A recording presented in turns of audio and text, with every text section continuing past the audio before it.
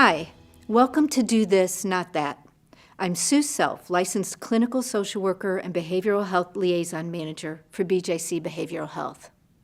Today, we're trying to understand and feel confident and competent when providing care for patients who experience depression. Depression is a serious medical illness that involves the brain. It's more than just a feeling of being down in the dumps or blue for a few days. The feelings do not go away. They persist and interfere with everyday life. Depression may interfere with treatment adherence, nutrition, and self-care. Major depression, the most common type of depressive disorder, is characterized by a combination of symptoms that interfere with the ability to work, study, sleep, eat, and enjoy once pleasurable activities. There is a higher prevalence of major depression in medically ill patients than in the physically healthy population. At the same time, medical illness is a risk factor for major depression. In addition, the presence of depression is associated with lower recovery rates and weaker functioning. Patients with depression can leave us feeling tired, frustrated, and even helpless. It's hard to provide care for a patient when he doesn't seem to want to get better. I just don't seem to have any energy, I guess. I don't feel like doing anything. I don't really care. That's what's funny. Helping a depressed patient is more about patience and understanding than anything, and they do want to get better.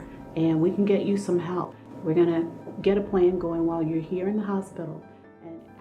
If a patient is suffering from severe or major depression, you might observe a clear deviation from normal mood and functioning, sadness or crying, low self-esteem, an inability to be positive or happy, an absence of motivation or a lack of interest or pleasure in usual things, changes in appetite and weight, abnormal sleep patterns, fatigue or decreased energy, difficulty concentrating, remembering details, and making decisions, irritability or frustration, even over small matters, anxiety, fear, or worry, a desire to be left alone.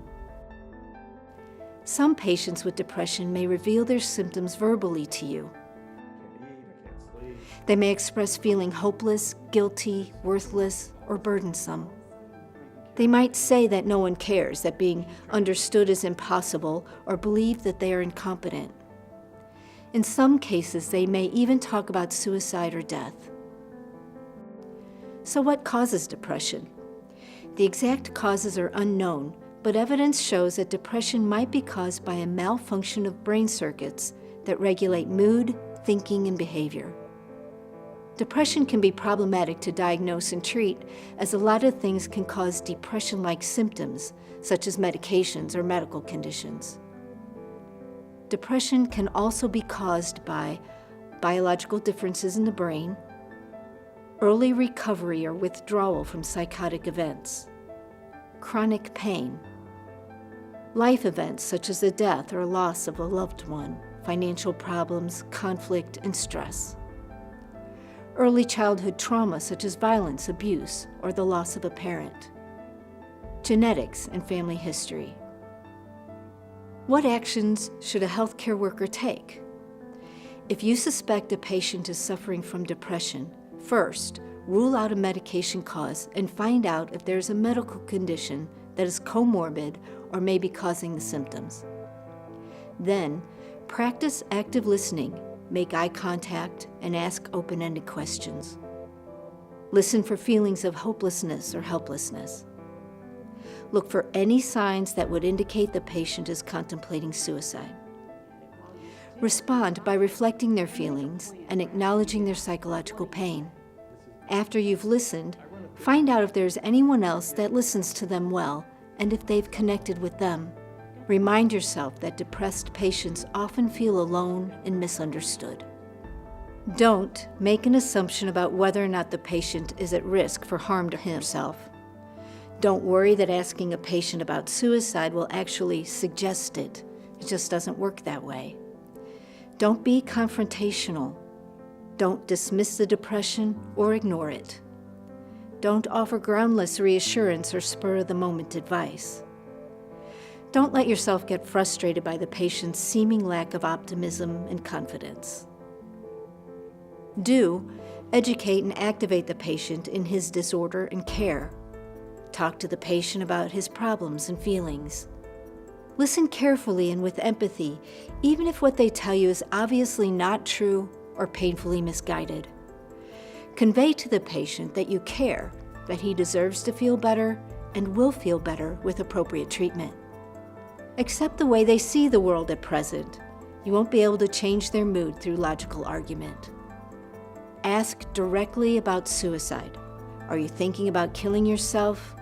Have you been thinking about suicide? Above all, be patient and kind. You may be the only person caring for the patient in this kind of way. Morning, Scott. How are you today? I'm okay, I guess. Just okay? You sound kind of down. Scott? What's going on with you? Nothing, everything, I don't know. I can tell there's something on your mind. I just don't seem to have any energy, I guess. I don't feel like doing anything. I don't really care. That's what's funny. What do you mean? Well, my wife's gonna call in a little while.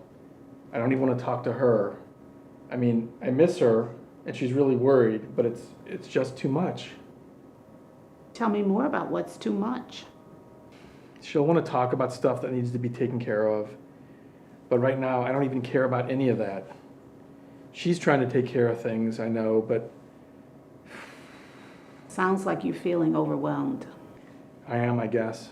But those things don't usually overwhelm me. I take care of things. Something's wrong with me.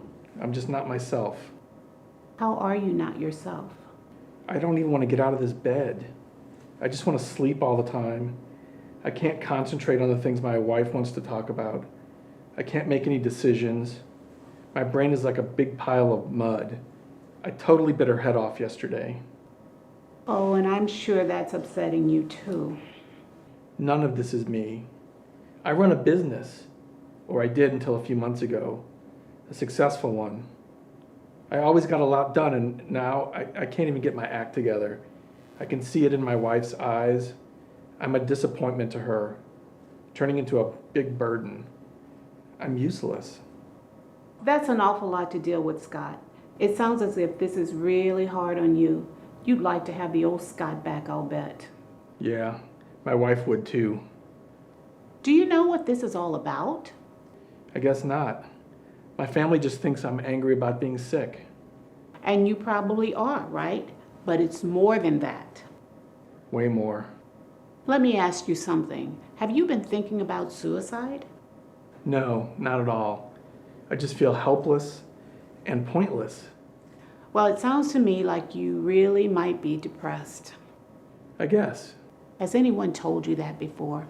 No. Depression is not just a bad mood or feeling down. It's a real medical condition, one that can be treated. You don't have to struggle with this. Who else knows how badly you've been feeling? No one. Let's work together on this, okay? We can get a plan going while you're still here in the hospital, and even a follow-through plan once you leave the hospital and go home. What do you say? Some important things to remember are: depression is a treatable medical condition. Severe depression does not necessarily mean there is a safety risk. Many people who experience depression never talk about suicide or make attempts. At the same time, remember that depression is the psychiatric illness most often associated with suicide. Patients with medical illnesses can have resulting or co-occurring depression, and depression can aggravate illnesses, intensify pain, and interfere with treatment and care. Keep in mind, it's more grandma than grad school. You don't need to be a psychiatric professional to help a patient who is suffering from depression. You just need to know what to do. Thanks for watching.